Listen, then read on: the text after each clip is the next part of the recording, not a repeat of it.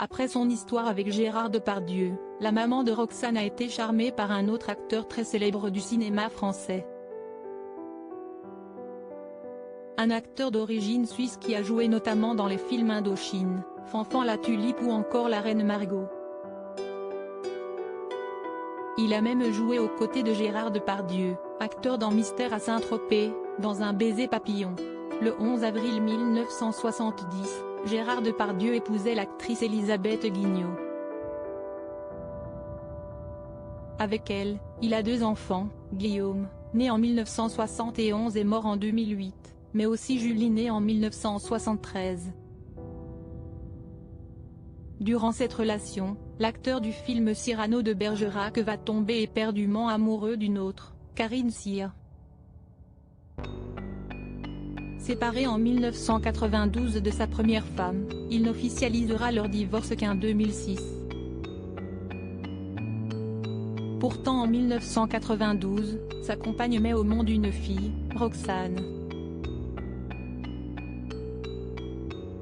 Une grossesse et une naissance que Karine Sia a vécue dans l'ombre et dont elle a gardé quelques mauvais souvenirs.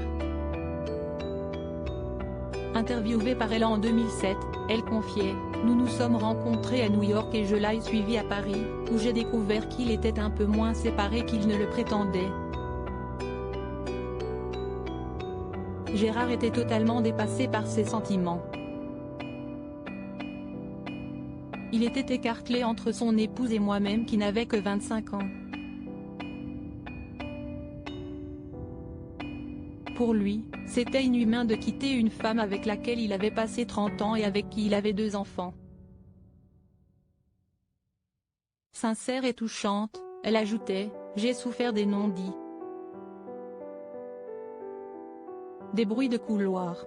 Elisabeth, pour laquelle j'ai la plus grande tendresse, car je peux comprendre son chagrin, a longtemps véhiculé l'idée que Roxane n'était pas la fille de Gérard.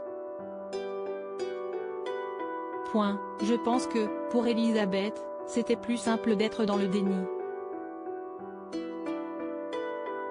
Mais cela a été douloureux pour moi pendant longtemps.